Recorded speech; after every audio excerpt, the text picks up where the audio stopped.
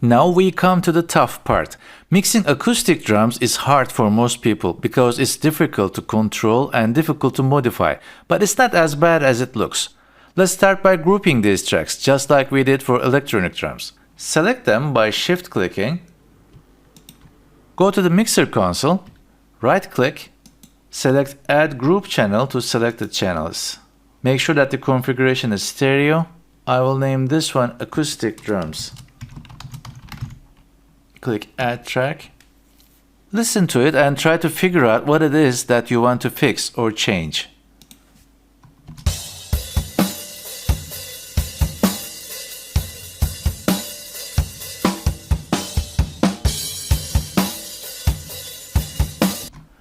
To me, once again, the kick sounds a bit thin and hollow. I could use an equalizer to fix it, but we saw that already, so I'd like to take this opportunity to show you a totally different method. It's called drum replacement or sample triggering. Basically, we are going to create MIDI notes based on the kick hits, and we will trigger a different kick sample using those MIDI notes. We can either replace this acoustic kit completely or combine it with the new kick. Here's how it works. Go to the Arrange window, double-click on the kick, click the arrow to open it in a separate window. Go to the Hit Points tab. Cubase has detected all the transients, or in other words, attacks in this recording. Some of these are real kick hits and others are parts of the drum kit that the microphone picked up. You can solo this track using the solo button on this window.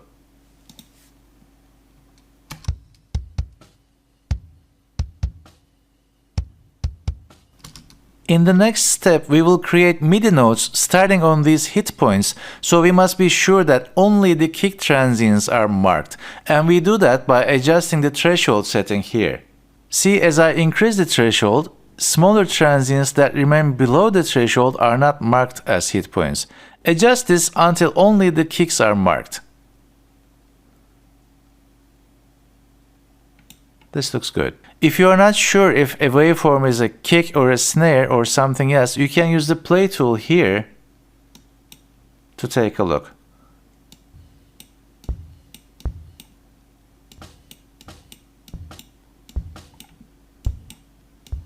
Like this. This looks good. All the kicks are marked and nothing else. So I come to this left panel, click Create MIDI Notes.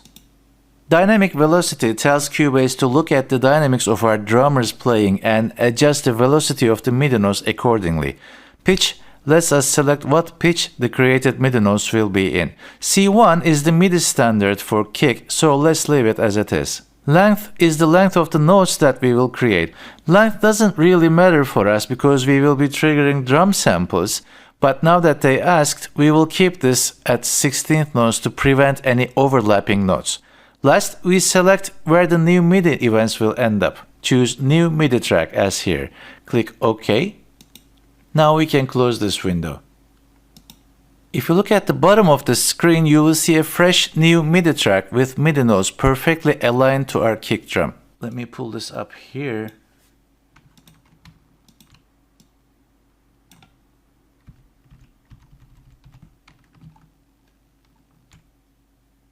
Now we can use these MIDI notes to trigger any kick sound that we want. How about using the kick from the previous section of the song? Let's try this. Click the plus sign to add a new track. Select Sampler Track. Let's name it Kick Overlay.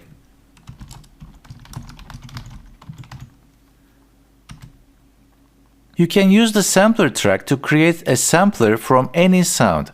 Now drag the clip for the electronic kick and drop it into the sampler. It's right here on the top. Kick trap.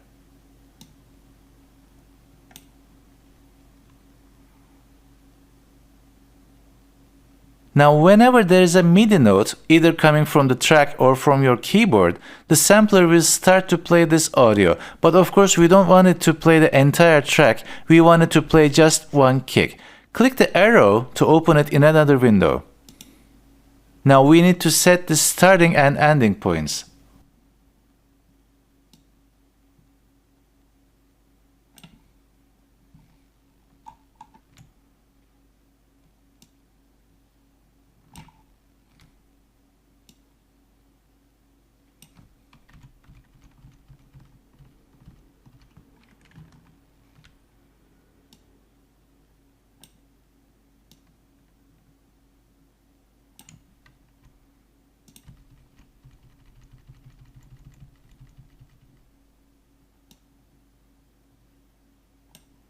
Looking good. Now I can actually play this with my keyboard. Let's close this window for now.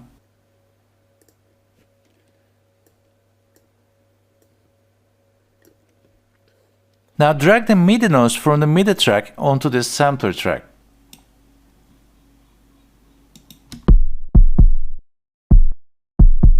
It sounds different because our sampler is set to the note C on the third octave, which means it is taking C3 as the original pitch. And if we send it a note lower than C3, it will transpose down. If we send it a note higher than C3, it will transpose up. Right now we are sending it a series of notes on C1, remember, because that's what we selected in the dialog box a moment ago. So it's pitch shifting by a serious amount. That's very easy to fix. Just drag this to C1 and we're all set. Now C1 has become the reference for this sample.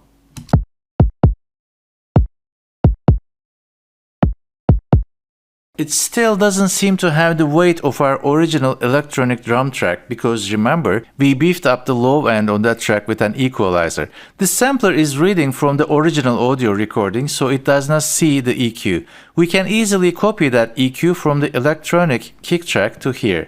For that, go to the mixer window, find the kick on the trap section, hold Alt on your keyboard and drag that EQ here.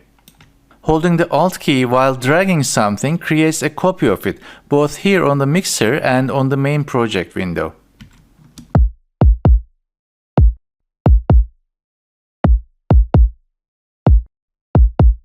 We can also use the sampler's tuning facility to tune down the kick and give it still more weight.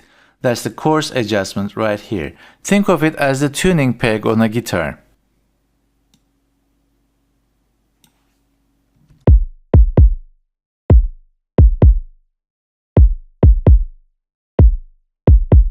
Finally, let's route this sampler track to our acoustic drum group, because that's where it belongs.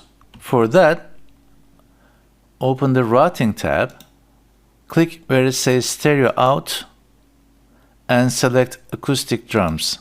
Okay, now let's move on to the snare, the second most important part of the drum set. Compared to our new and improved kick, it will sound a bit shy, and that's not what we want here. Let's have a listen.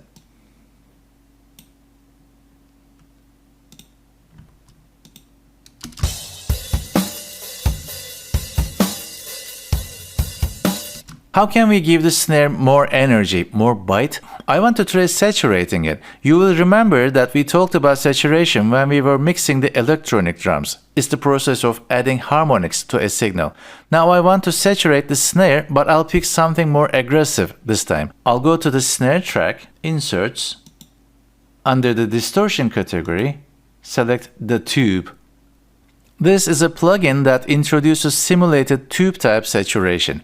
Basically, it has only one control. This big knob tells it how hard we want to saturate the signal.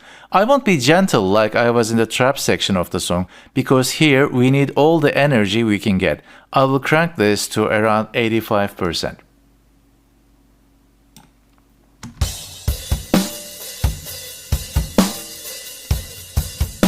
I like the way it gave the snare that extra bite. Of course, the snare became much too loud, and we can fix it by turning down the fader here.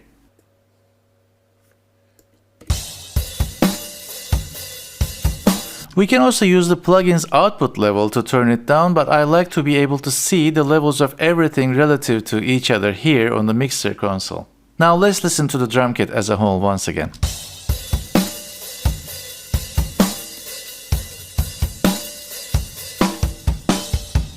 Sounds good already. We will continue to work on drums, but now I want to move on to other parts of the mix. We will have a better chance of telling what the drums need when we hear them in context with other instruments.